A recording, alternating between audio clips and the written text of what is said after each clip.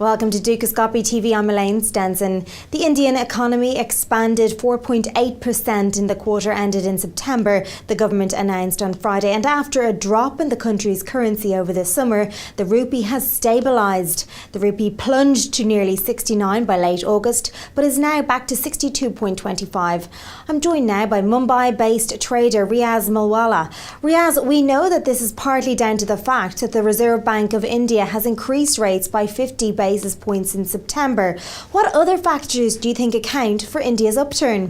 Basically, the rupee has improved because of the measures taken by the RBI. Like, for example, when the rupee had weakened to almost nearing towards 70 to a dollar, the RBI had opened a concessional swap window through which they have so far received about $34 billion for deposits by NRIs and overseas foreign currency borrowings by banks. So this has led to a substantial improvement in the rupee exchange rate.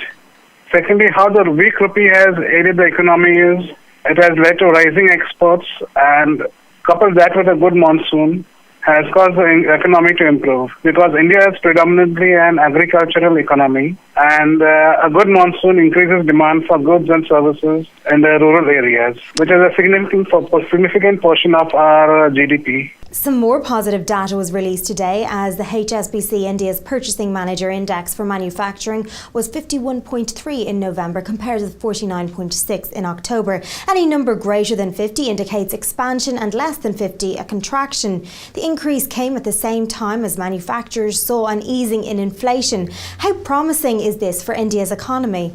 It's difficult to say because so far this is the first reading above 50 recorded since July. And even though the increase is moderate, it is significant to note that the manufacturing production rose for the first time in the 7 months during November. However, on the negative side, we do have issues related to policy implementation and administrative roadblocks on the government side which need to be addressed. For example, despite our Cabinet Committee on Investments facilitating a large number of clearances for large projects, there have been several policy delays due to state-level clearances, court orders. Then we have sector-specific issues such as fuel linkages for power and high interest rates, which has slowed down the pace of implementation and affected the growth.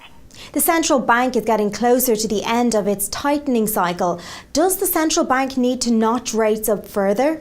Yeah, the central bank will be certainly hiking up the interest rates, because if you go to see the wholesale and the retail inflation data is expected to remain above the comfort level desired by the central bank in the near term. So there is very little likelihood of the Reserve Bank of India, which is a central bank, they are unlikely to ease the interest rates in the next review coming up this month. And finally, Indian consumers are starting to feel a little better too, as consumer confidence has risen for 2 months since, and in November rose to its highest level since June. But how likely is it that improved consumer sentiment could be just a seasonal rebound connected to the Indian festival of Diwali in November? Prima facie, it looks like the improved consumer sentiment could be, a significant portion can be due to the festival season in November, because if we go to see, there is a high level of inflation and recent interest rate increases and potential interest rate increases in the future.